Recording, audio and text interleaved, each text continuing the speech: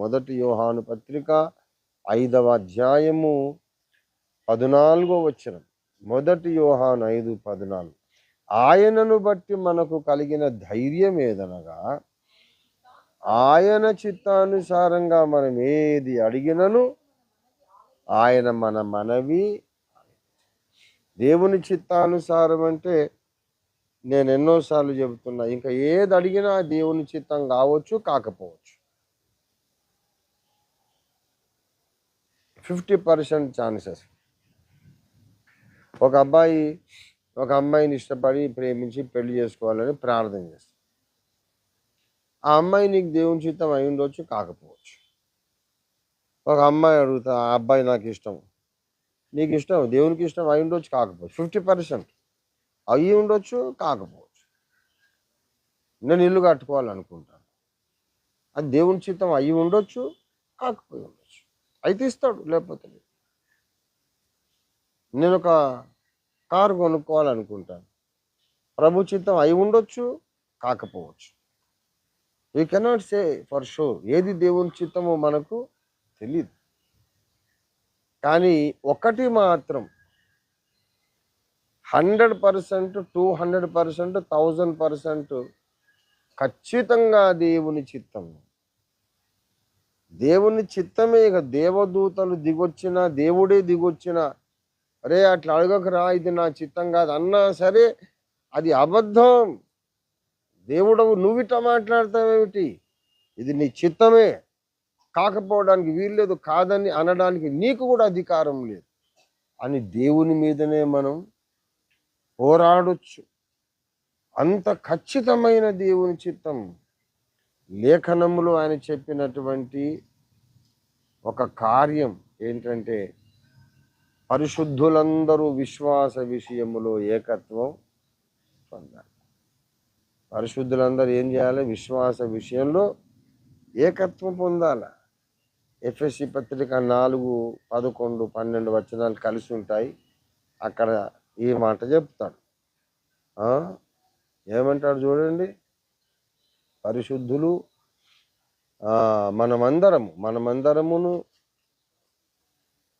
విశ్వాస విషయంలోను దేవుని కుమారుని గూర్చిన జ్ఞాన విషయములోను ఏకత్వము. విశ్వాస విషయములు అంటే సిద్ధాంత విషయములు అన్నమాట. మనం విశ్వసించే సిద్ధాంతాల విషయంలో అందరము ఏకత్వం పొందాలి. The Bible says it.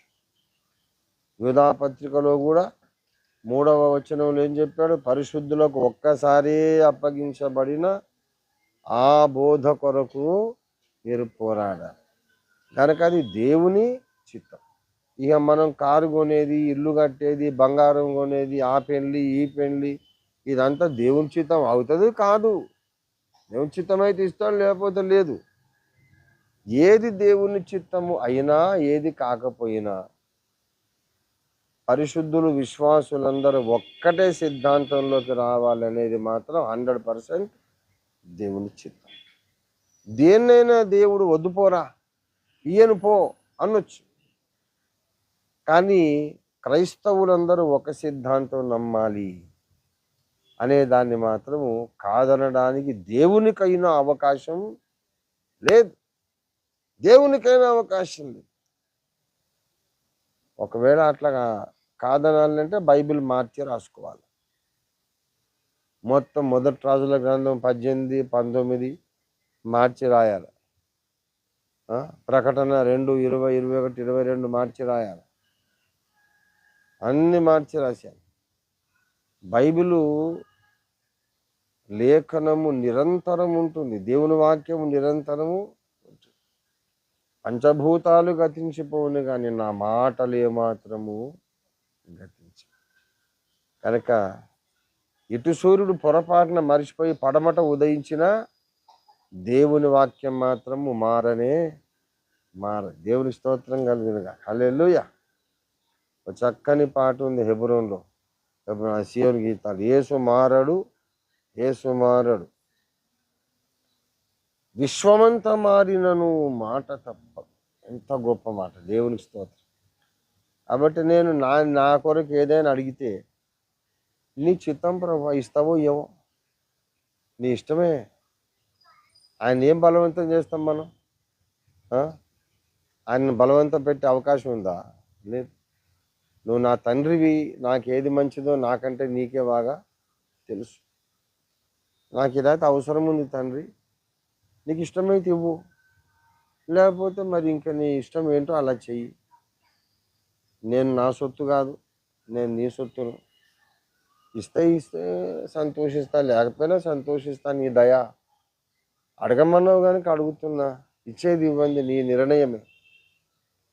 కానీ సిద్ధాంత ఐక్యత కొరకు ప్రార్థన చేస్తే పూర్ణమైన పట్టుదలతో మనం ప్రార్థన చేయొచ్చు. కాదనడానికి వీలే లేదు. ఎట్లా కాదంటాడు ఆయన? ఎవడెవడు ఇష్టం వచ్చిన సిద్ధాంతాలు నమ్మండిరా అనేటోడైతే సత్యమందు వారిని ప్రతిష్ఠ చెయ్యుము అని ఎందుకు ప్రార్థన చేశాడు? యోహాను సువార్త 17:17 sanctify them, establish them in truth. ఎట్లా అన్నాడు ఆ మాట? కాబట్టి మనము దేవుడు కాదనడానికి వీలు లేని ప్రార్థన చేయడానికే ఈ కర్మెలు ప్రార్థనలో మనం కూడుకున్నాం. కాబట్టి ధైర్యంగా ప్రార్థన చేద్దాం, ఏక మనసుతో ప్రార్థన చేద్దాం.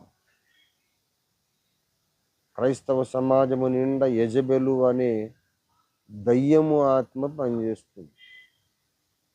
క్రైస్తవ సమాజము నిండా యెజబెలు అనే దురాత్మ మొత్తం ప్రపంచమంతటా అన్ని దేశాలలో క్రైస్తవ సమాజము నిండా యెజబెలు అనే దురాత్మ పనిచేస్తుంది. ఏది సత్యమో క్రైస్తవులకు అర్థం కాకుండా అబద్ధ బోధకులను, అబద్ధ ప్రవక్తలను దేవుని డబ్బులతోనే పోషిస్తూ ఇది నిజమా, అది నిజమా, ఇది నిజమా, అది నిజమా అర్థం కాకుండా గజిబిజి, గందరగోళం, కలవరము, కన్ఫ్యూజన్ నింపేసింది ఆ దయ్యం ఆత్మ. దాన్ని బంధించి వెళ్ళగొట్టుతండి. ఆ కార్యాలు, కలవరము, కన్ఫ్యూజను, తికమక తీసి పారవేయమని ప్రార్థన చేస్తున్నాం. మనం చేసేది ఒక్కటే ప్రార్థన. ఇండియా కానీ, అమెరికా కానీ, ఇంకా 210 దేశాలు ఎక్కడైనా సరే, నేను యేసయ్యను నమ్ముకున్న, యేసయ్య నా రక్షకుడు అనే వాళ్ళందరూ బైబిల్ ప్రామాణికమని చేతిలో పట్టుకున్న ప్రతి ఒక్కరూ పౌలు ఏది నమ్మినాడో అదే నమ్మాలి. ఖతం హోగయి బాత్. ఇక దాని నుంచి పక్కకు అటు ఇటు తొలగేది లేనే లేదు. నువ్వు వేరేగా నమ్మడానికి అవకాశం లేదు. పౌలు ఏది నమ్మాడు, మనం అందరం అదే నమ్మాలి. అట్లా అందరూ ఏక సిద్ధాంతానికి రావడానికి ఏలియా కాలములో దేవుడు అగ్నిగా దిగొచ్చినాడు. పరిశుద్ధాత్మ అగ్ని ఇప్పుడు దిగి రావాలి.